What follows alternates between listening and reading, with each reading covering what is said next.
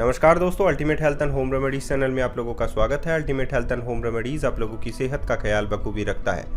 दोस्तों, गर्भावस्था के बाद ब्रेस्ट साइज का बढ़ना एक आम बात बन जाती है और मैं ये कहूँगा कि जब आप लोग ट्राई करते हैं अपने ब्रेस्ट साइज़ को रिड्यूस करने के लिए, तो वो ट्राई करनी चाहिए। क्यों करनी चाहिए? क्योंकि इसके पीछे एक कारण है कि जब ब्रेस्ट साइज़ बढ़ने लगती है तो एक डर जो है वो मन में आने लगता है कि कहीं ब्रेस्ट कैंसर ना हो जाए। और ख़ासकर आप लोग देखेंगे कि अमेरिकन जो वुमन है या इंडियन वुमन है, उसमें बहुत सा ब्रेस्ट कैंसर के लक्षण जो है वो देखे जाते हैं।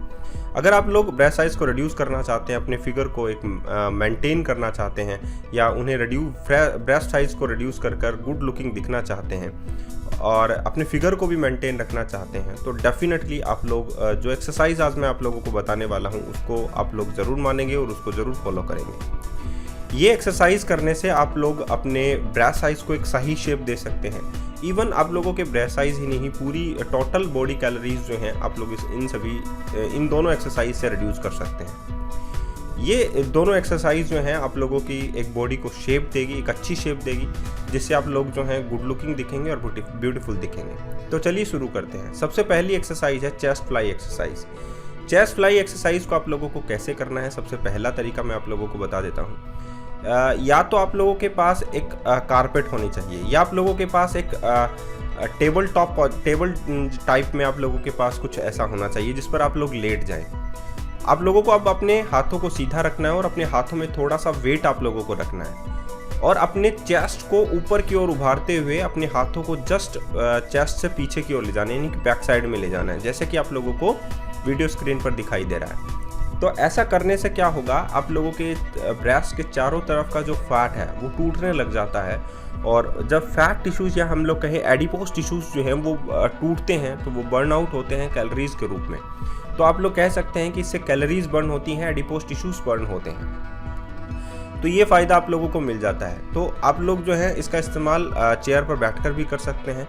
तो इनको सीधा रखें और ध्यान रखिएगा, आप लोगों को इस प्रकार लेकर जाना है कि अपने जस्ट जो सरफेस है उस पर आप लोगों की कोहनी जो है वो टच ना हो। ध्यान रखिएगा जब अगर आप लोग सरफेस पर है तो इससे आप लोगों का जो चेस्ट एरिया है वो भी वाइड होगा। साथ ही आप लोगों की चेस्ट मसल जो है वो भी स्ट्रॉन्ग होंगी और टोन्ड बनेंगी।